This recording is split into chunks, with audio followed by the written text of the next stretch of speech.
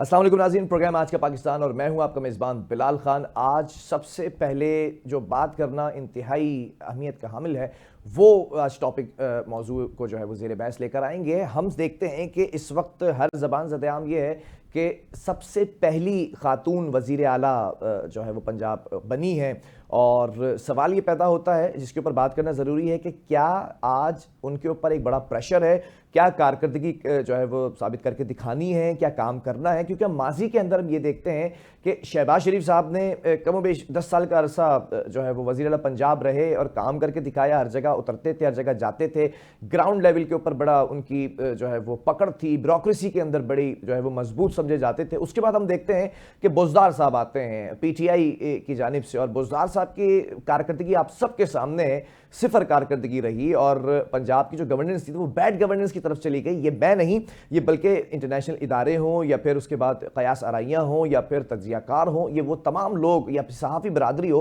वो तमाम लोग कहते नजर आए, बल्कि उनकी अपनी पार्टी के लोग तनकीद करते नजर आए कि ये बैड गवर्नेंस करते दिखाई दे रहे हैं। तीसरी जानिब हम ये भी देखते हैं कि उसके बाद फिर हमजा शहबाज साहब का भी छोटा सा एक टेन्योर आया। फिर उसके बाद हम देखते हैं कि अब वज़ीर आला जो साबिक निगरां हुकूमत के थे मोहसिन नकवी साहब, उनकी भी एक कारकर्दगी रही है। अब मरियम नवाज साहिबा इस वक्त वज़ीर आला पंजाब हैं, तो क्या कारकर्दगी की बुनियाद पर जो है वो इस वक्त आगे जाएंगी? क्या कंपटीशन होगा? तो क्या अपने चचा से कंपटीशन होगा शहबाज शरीफ साहब से, या फिर बुज़दार साहब की जो बैड गवर्नेंस या जीरो गवर्नेंस थी उससे कंपैरिजन करेंगी मरियम नवाज साहिबा?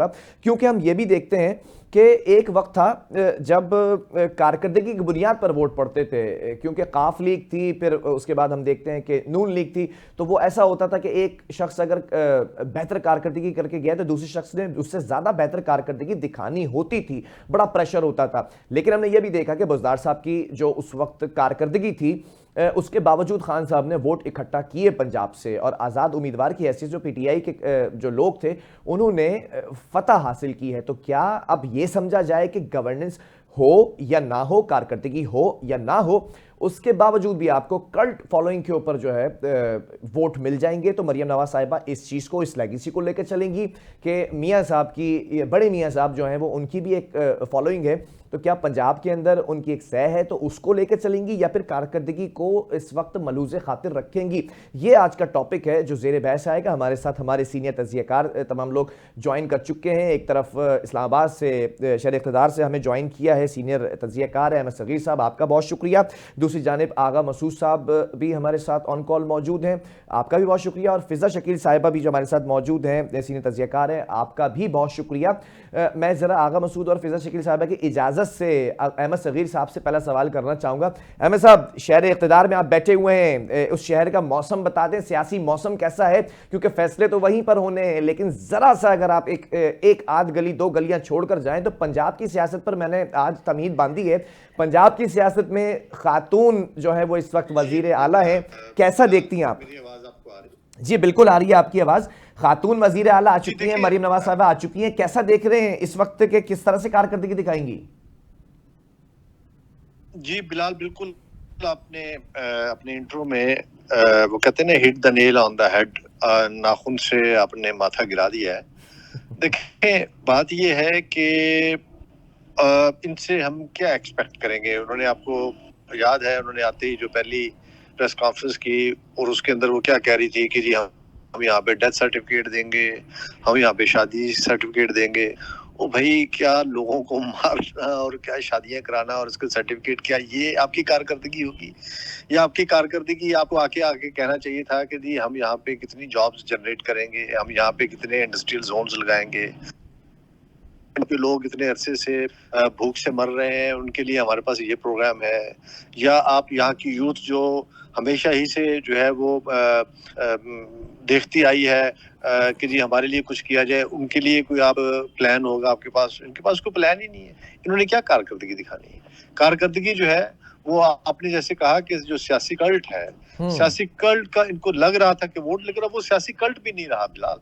उसकी वजह पता क्या है? जी अगर ऐसा होता तो फिर मियाँ साहब की क्रिस्मेटिक पर्सनालिटी को वोट पड़ता पंजाब के अंदर। हमेशा से पंजाब ये लेके जाते रहे पंजाब के अंदर, इनको तो मियाँ साहब को अपनी सीट पे जानी मुश्किल होगी। आपको याद ही है ना, हम सबके सामने जो र्यूमर चल रही है, जो स्पेकुलेशन चल रही है कि मियाँ साहब को सीट मिली है, मियां साहब तो लूज कर गए थे वो सीट, और इसके ऊपर जो है वो बहुत सारा मतलब है कि खुल खुला के इस पे बात हो रही है। तो मैं नहीं समझता कि ये लोग कोई कारकर्दगी दिखा सकेंगे और उस कारकर्दगी की बुनियाद पे हम कहेंगे कि इन्होंने पता नहीं कोई आगे को तीर मार देने, इससे कुछ नहीं आप तवक्को कर सकते।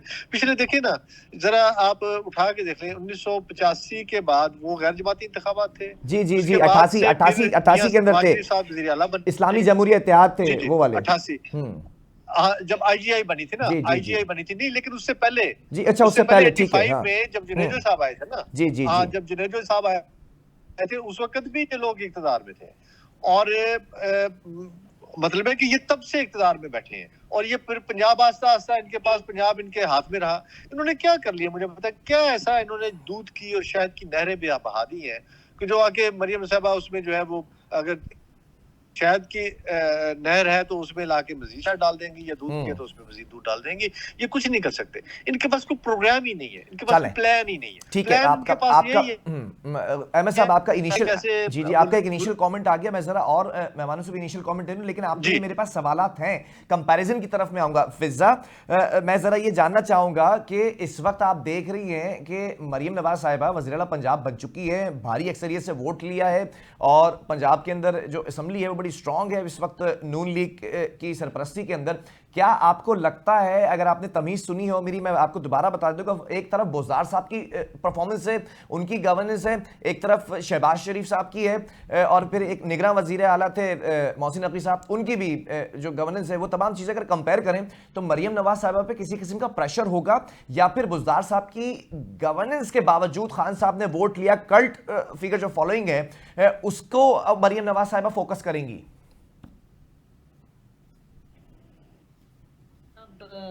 आपका जो सवाल है खासा लोडेड है, इन द सेंस के इसमें प्रोज भी हैं, कॉन्स भी हैं। मेरे लिए तो एक अच्छी उम्मीद ये है कि खातून होने के हवाले से पाकिस्तान में पहली दफ़ा एक वज़ीर आला मुंतखब हो रही हैं।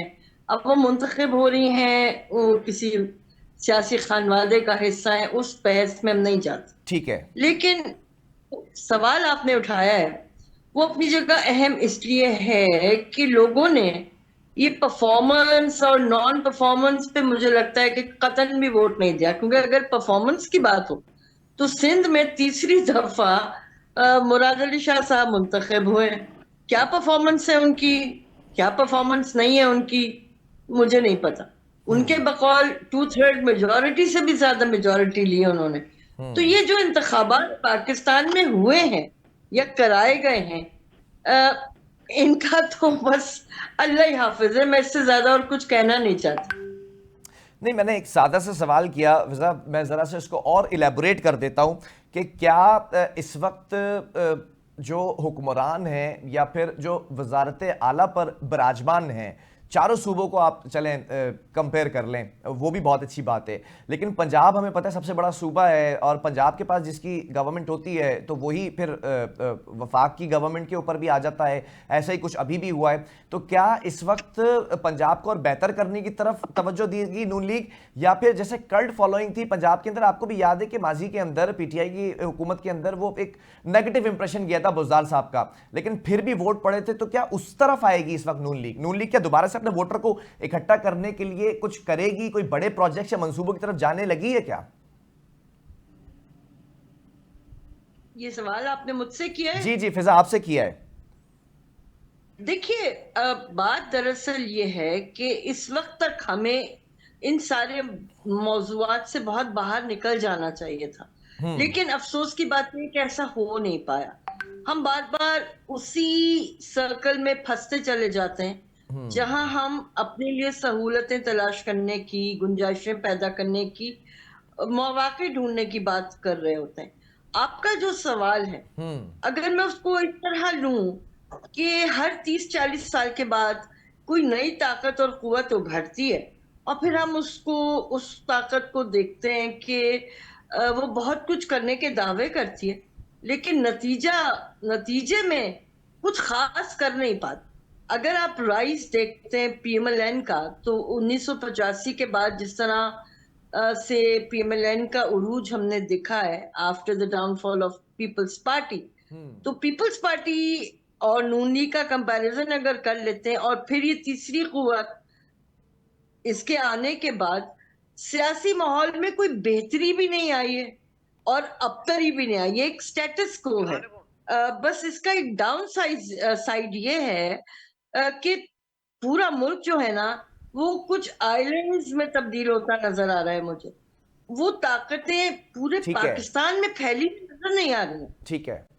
चलें, आगा बसूर साहब भी हमें ज्वाइन कर चुके हैं। आगा साहब, सवाल ये इस वक्त है, मौजू ये है कि इस वक्त कल्ट जो फॉलोइंग है उसको देख रहे हैं सियासतदान कि गवर्नेंस कैसी भी हो, कल्ट फॉलोइंग है, वोट मिल जाएंगे। अगली जो इस वक्त जो हुकूमत है वो खासतौर पर नून लीग की बात कर रहा हूं मैं, तो वो इसको फोकस करेगी। खासतौर पर पंजाब में मरीम नवाज साहिबा इस वक्त हैं, तो वो कल्ट फॉलोइंग की तरफ जाएंगी या फिर मंसूबे और फिर कारकर्दगी की तरफ जाएंगी जो माजी के अंदर रही है, कारकर्दगी बेस्ड जो एक सियासत होती थी।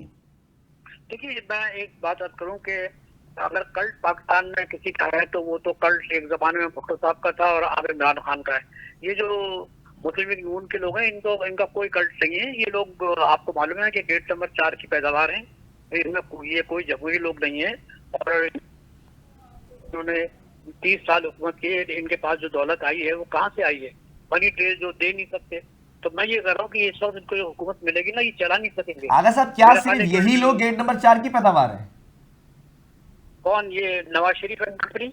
क्या, मैं जरा सवाल और क्लियर कर देता हूं और क्रिस्टल क्लियर होना चाहिए सवाल आप लोगों के लिए। क्या सिर्फ नून लीग ही गेट नंबर 4 की पैदावार है? मैं नहीं कह रहा हूँ, ये सारी दुनिया जो पाकिस्तान के सियासत में है, पाकिस्तान की भलाई करते हैं, वो ये जानते हैं कि इनकी जो जनरल जिलानी से लेकर और फिर ये सब उन्हीं की पैदावार है। आप लोग नहीं है। कर रहा हूँ कि इनसे ये उम्मीद रखना कि ये कोई बहुत बड़ा काम कर देंगे, पाकिस्तान को आगे कर ले जाएंगे, ये मुमकिन नहीं। अपने मफाद देखते हैं। अभी ये $6 बिलियन आई थिंक आगा साहब की आवाज में थोड़ा सा डिस्टॉर्शन है। आगा साहब, आपकी आवाज सुनने से हम कासिर हैं। अब आ रही? जी जी, बिल्कुल सही आ रही है आवाज। प्लीज कंटिन्यू करें। तो मैं यही अर्ज कर रहा हूँ कि देखिए, अभी इनको $6 बिलियन की जरूरत है और IMF इनसे जाहिर है कि बड़े सख्त शराइत लगाएगी। क्या कर सकेंगे? क्या है आपका? ठीक है, ठीक है। अहमद सलीम साहब, देखिए एक बात, देखिए मैं आपकी खिदमत में ये बात अर्ज करना चाहता हूँ जी। ये पाकिस्तान सबका है। हर लोगों ने वोट लेने के बाद आवाम को उसी हालत में छोड़ दिया है कि जो वोट लेने से पहले से थे। गुर्बत है, इफलास है ना आपका हेल्थ केयर अच्छा है, ना आपकी एजुकेशन अच्छा है। जहाँ पे 2% तालीम पे खर्च किया जाता हो, जहाँ 1% हेल्थ केयर किया जाता हो, तो आप कैसे कौम पैदा कर रहे हैं? ये एक चंद लोग हैं, मेरा ख्याल है मुश्किल से 1% लोग हों या 2% जो पाकिस्तान के वसाइल पर काबिज भी हैं और हुकूमत भी कर रहे हैं। तो अब जाहिर है कि हम इस सिलसिले में अपने ख्यालात का इजहार तो कर सकते हैं और बड़े दुख के साथ कर सकते हैं और ये भी बताते हैं कि इस तरह, और मैं अपने अफसोस से कह रहा हूँ कि इस तरीके से पाकिस्तान के मामलात नहीं चल सकेंगे। हमें ईमानदारी से ऐसे लोगों को सामने लाना चाहिए जिनको आवाम चाहते हैं, और अगर वो नहीं चाहते तो फिर आप ऐसा करें कि खुद आ जाएं और चलाएं इस मुल्क को। देखिए, पाकिस्तान है तो हम हैं, मगर लेकिन ये कि अगर आपके जहन में कोई नया तस्वर है पाकिस्तान के गवर्नेंस का, तो मैं समझता हूँ कि वो गवर्नेंस एक ही है। वो ये है कि आप 10 करोड़ आवाम जो बेचारे गुर्बत की लकीर से नीचे जिंदगी गुजार रहे हैं, 5 करोड़ भिखारी हैं जो मुख्तलिफ शहरों में जाकर भीख मांग कर गुजारा करते हैं, है ना, और तकरीबन कोई 3 करोड़ बच्चे जो है आउट ऑफ स्कूल हैं। ये बुनियादी हक़ाइक़ हैं जो हमारे सामने चीख रहे हैं, मगर इस पर इन्होंने तवज्जो नहीं दी और जो ये नहीं देंगे। ये भी मैं आपके सामने बात कर रहा हूँ क्योंकि मैं इनके मिजाज से वाक़िफ़ हूँ। 40 साल से मैं इनको जानता हूँ, इनके साथ मैंने सफर भी किया है मुख्तलिफ डेलीगेशन की सूरत में। ये वो विजन ही नहीं रखते। एक विजन होता है ना, एक विजन ही नहीं है उनमें। क्या विजन है? शहबाज शरीफ में क्या विजन है? वो एक दिन वहां से IMF के जब वो बात कर रहे थे तो ये कह रहे थे कि आप जल्दी कर दें because time and tide wait for nobody. तो लगे कि ये मुहावरा यहाँ कैसे आ गया? ठीक है, तो भाई मैं ये कर रहा हूँ ठीक है, कि जरा पाकिस्तान को हम सबको मिलकर निकालना होगा, चलें। और मैं समझता हूँ एक कौमी इत्तेफाक राय पैदा करनी होगी। ठीक है अहमद सगीर साहब, आपने गुफ्तगू सुनी होगी फिजा शकील साहिबा की भी और आगा मसूद साहब की भी। ज़रा सवाल ये है, जो IMF का तस्करा हुआ है, अभी जो हुकूमत आ चुकी है उसको सबसे बड़ा चैलेंज यही है कि IMF के पास जाना है, फिर उसके बाद उससे बड़ा चैलेंज ये है कि पहला बजट पेश होना है। आपको लग रहा है कि क्या ये मिली जुली इत्तेहादी हुकूमत देरपा हुकूमत बन सकेगी? देखिए, देरपा तो अगर बननी होती तो फिर पीपल्स पार्टी इनके साथ ये जो कह रहे थे ना कि जी पहली टर्न हम ले लेते हैं, दूसरी टर्न आप ले, वो टर्न पे आ जाते हैं। उनको भी पता है कि ये अल्टीमेटली इनको मिड टर्म में जाना पड़ेगा। उसकी वजह ये है कि PTI बाहर बैठी है और PTI इनको चलने नहीं देगी, ठीक है, और बहुत मुश्किल होगा इनके लिए गवर्नमेंट को चलाना। अब आ जाए एक बात आपकी मोहतरम हमारी साथी ने की। देखें, महज खातून होना काफी नहीं होता। खातून है तो क्या मुल्क के बड़ा कर दें, हम एक बड़े सूबे को उसको सड़क पे ले आए, उसको उसकी इकोनॉमी जो पहले ही बिल्कुल बर्बाद हो गई हुई है। यहाँ पे आप ज़राअत की हालत देख लें उठा के पंजाब के अंदर, पंजाब में आप साउथ पंजाब में जाके देख लें क्या हाल है वहाँ पे। या पंजाब के अंदर जो है वो जो इंडस्ट्री है, जो ऑलरेडी मौजूद इंडस्ट्री है, उसकी क्या सिचुएशन है। यहाँ पे मोटरवे तो बन गए हैं, लेकिन जो छोटी सड़कें हैं, जो लिंक रोड है, उनकी जरा आप खस्ता हाली देख लें जाके, तो आपको पता चल जाए पंजाब किस करवट बैठ रहा है। आप जरा देख लें कि इन्होंने कितनी नहरें बनाई हैं। ये टेंजिबल प्रोजेक्ट करते हैं ना, ऐसे टेंजिबल प्रोजेक्ट जिसके अंदर इनको इनकी फैक्ट्रियों से सीमेंट निकलता है, वो बिकता है। इनके बड़े बड़े कंटेनर्स ये जो क्रश लेके जाते हैं, डंपर्स जो है, वो डंपर माफिया है, वो उनके साथ मिला हुआ है, वो उनके डंपर चलते हैं, ट्रक का काम करते हैं, सरिया इनका बिकता है। अच्छा अहमद साहब, तो इस तरह के प्रोजेक्ट टेंजिबल प्रोजेक्ट्स में जाते हैं ना, नॉन टेंजिबल में नहीं जाते। आप देखिए इन्होंने कता कलामी की माफी चाहता हूं, आपने कहा कि ये जो सूरत हाल है, तो ये आप क्या नून लीग के ही पुराने माजी के दौर का तस्करा कर रहे हैं, या फिर बोजदार साहब की बात कर रहे हैं, या फिर मोहसिन नकवी साहब की बात कर रहे हैं? कौन से दौर की बात कर रहे हैं आप? ये देखिए, मोहसिन नकवी साहब का बेशक बहुत थोड़ा दौर रहा है, लेकिन वो बड़े एक्टिव वज़ीर आला थे। ठीक है। और बुज़दार साहब जो है, बहुत सारे लोग कह रहे हैं कि ये बुज़दार 2 है या बुज़दार प्लस है। मरियम नवाज जो है, इसकी कोशिश होगी कि ये ब्यूरोक्रेसी के सर पे चले, या मतलब कि देखें, क्या बुज़दार साहब ब्यूरोक्रेसी के सर पे चलते थे? नहीं, बुज़दार साहब जो है वो तो दुआओं के सर पे चलते थे, दरूद के सर पे। अच्छा अच्छा तो ये अपने चचा की तरह ना, जो ये शहबाज शरीफ साहब जो है, आपको याद होगा जब ये मॉडल टाउन का वाकया हुआ था, तो यहाँ पे एक ब्यूरोक्रेट का नाम भी लिया जा रहा था कि जी फलां बंदा है, वो हमें दिया जाए। तो वो वही बंदा था जो असल में चला रहा था। मियां शहबाज शरीफ साहब तो मजे करते थे, वो तो बैठ के आराम से सुकून करते थे ना, पीछे सुबह कोई और चला रहा होता था। तो इनकी भी ख्वाहिश है और इनकी कोशिश है। आप देखें ना कि जो ब्यूरोक्रेसी में उखाड़ पिछाड़ शुरू की है इन्होंने, और कुछ नए लोगों के नाम आए हैं कि जी वफाक में वो फलाना बंदा सर्व करेगा और नीचे फलाना बंदा सर्व करेगा, कि उसके सर पे ये किसी तरह गवर्नमेंट चला ले। ये चलेगी नहीं। उसकी वजह ये है, देखें बहुत माजरत के साथ अपनी बहनों से, ख्वातीन को शायद मेरी बात बुरी लगे, अगर ख्वातीन में इतनी ही अहलियत होती तो उनकी गवाही पूरी होती। अल्लाह ने भी इनकी आधी गवाही रखी है। इनमें इतनी अहलियत नहीं होती। ख्वातीन के ऊपर तो आप फेंक ही नहीं सकते ना, बहुत मुश्किल है। मैं अहमद साहब मैं जरा सा यहाँ पर आपको रोकना चाहूंगा। मैंने अगर मरियम नवाज साहिबा का तस्करा किया तो एज अ वुमेन नहीं, खातून के बतौर नहीं, मैं सिर्फ ये सवाल करना चाह रहा हूं कि मरियम नवाज साहिबा का एक बैकग्राउंड ये है कि वाले साहब जो है वो 3 दफ़ा के वज़ीर आज़म हैं, और जो चचा हैं वो 2 दफ़ा 3 दफ़ा वज़ीर आला हैं, और फिर 1 दफ़ा वज़ीर आज़म है, फिर जो चचाजाद भाई है वो भी वज़ीर आला रह चुके हैं। तो क्या इस सिनेरियो के ऊपर मैं डिस्कशन करना चाह रहा हूं कि उनके ऊपर कितना प्रेशर है अपनी फैमिली की कारकर्दगी को लेकर, और अपने जो सियासी हलीफ और हरीफ हैं उनकी कारकर्दगी को लेकर। मैं सिर्फ विमेन के ऊपर या खातून के ऊपर नहीं बात कर रहा मैं। नहीं बिलाल, लेकिन इसको समझना बहुत जरूरी है, इसलिए कि हम एक इस्लामी मुल्क है और एक इस्लामी कॉन्टेक्स्ट है हमारा। नहीं तो एक तो वजीर आजम भी रही है, मुस्लिम दुनिया की पहली खातून भी रही है बेनजीर भुट्टो शही साहिबा। मैं उस तरफ नहीं आ रहा। बेनजीर भुट्टो और इस मरियम नवाज के साथ आप कंपैरिजन नहीं कर सकते, इसलिए कि मरियम नवाज का तो एडमिशन ही नहीं हो रहा था लाहौर के स्कूल के अंदर, कैनेट कॉलेज के अंदर। तो उसके लिए फिर कॉलेज बनाया गया था। इसको मेडिकल बनने का शौक था, मेडिकल उसमें जाने का शौक था, लेकिन इसका किंग एडवर्ड कॉलेज में एडमिशन नहीं हुआ था। तो इसके लिए फिर बाकायदा जो है वो वहां पे एक डोनेशन दिया गया और बड़े पापड़ बेले गए, लेकिन ये वहां पे भी नहीं चल सकी। तो आप देखें ना, बेनजीर भुट्टो एक बड़े बाप की बेटी थी और उसका कोई कंपैरिजन नहीं है। मैं जो कंपैरिजन जिस कॉन्टेक्स्ट में कर रहा हूँ वो एक डिफरेंट है। ठीक है। उसकी वजह ये है, देखिए ये जो ब्लड लाइन होती है ना, ये बड़ी मैटर करती है।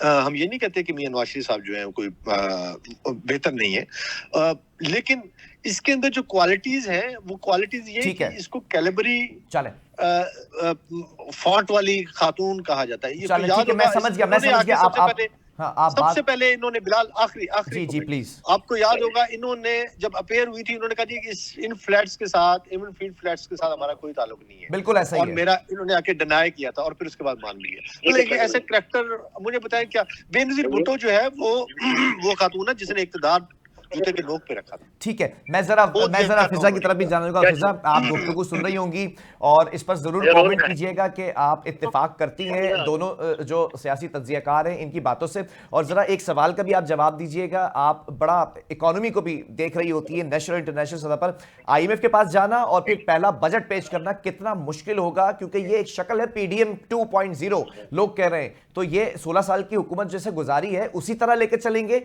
मुश्किलात का शिकार होंगे, या कोई नई स्ट्रेटेजी होगी? कैसा सवाल किया आपने? उन पे तो कोई खास कमेंट नहीं करना चाहूंगी, सबकी अपनी राय, मैं उसका एहतराम करती हूँ।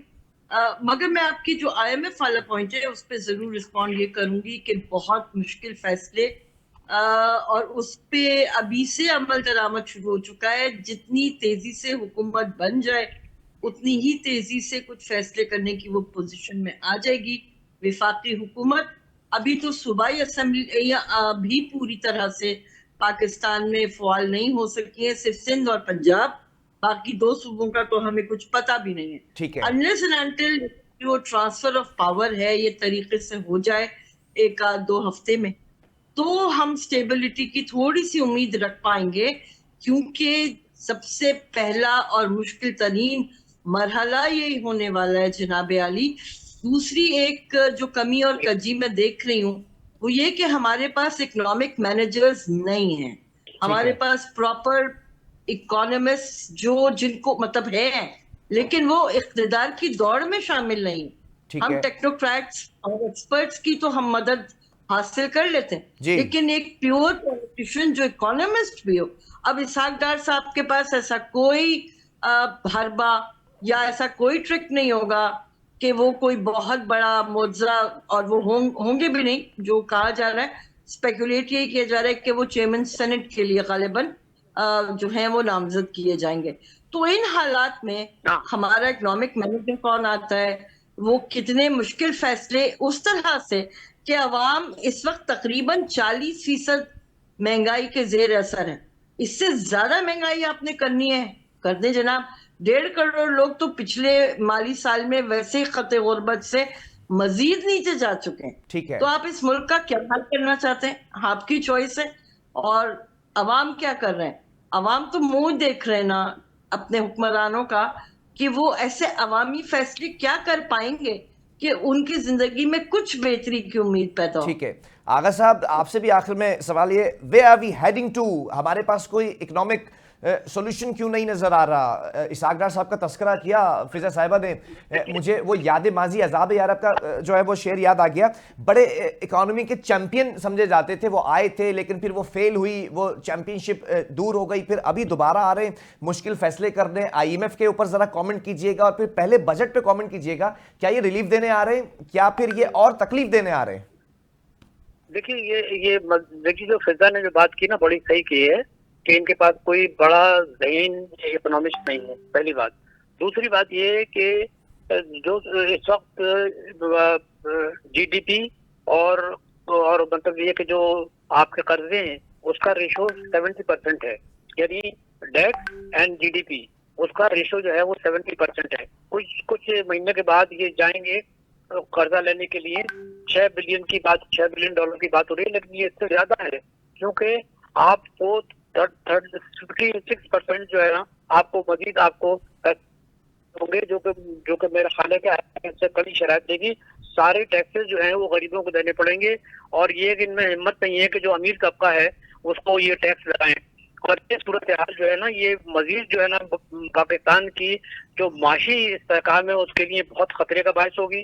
दूसरी बात ये कि अगर यही सूरत हाल रही तो फॉरेन डायरेक्ट इन्वेस्टमेंट जो है वो भी पाकिस्तान नहीं आ सकेगा, क्योंकि जब पाकिस्तान का जो प्रोफाइल है वो बहुत डैमेज हो चुका है। इस इलेक्शन के दौरान जो पाकिस्तान का एक तशख़्ख़ुस था वो बहुत ज्यादा डैमेज हुआ है। यानी यहाँ पे धांधली हुई है और ये कि बड़ी मिसाली धांधली हुई है, मैं ये लफ्ज इस्तेमाल करूंगा। तो आप मुझे बताइए कि जब IMF को हर चीज मालूम है कि ये किस किस्म के इलेक्शन हुए हैं, कौन से लोग आए हैं और किस तरीके से पॉलिटिकल पार्टीज को साइडलाइन करके जो है वो अपने लोगों को इक़्तिदार में लाते हैं, ये मुल्क के साथ खिलवाड़ कर रहे हैं। ये मतलब it is not fair for the people of Pakistan and for the country itself. तो हमें ये देखना चाहिए कि हम जहाँ कहाँ रहे हैं, हमारे पास कोई सेंस भी नहीं है, कोई रोड मैप भी नहीं है। इन लोगों को ला रहे हैं कि जिन पर संगीन किस्म के इल्जाम हैं, ये लगातार है, इसकी ठीक है, प्रॉपर्टी इसी की है। तो फिर आप एक ऐसे लोगों को जो ऑलरेडी आजमाए हुए हैं, चलें जिन्होंने पाकिस्तान के फाइल, आप उनसे क्या करेंगे?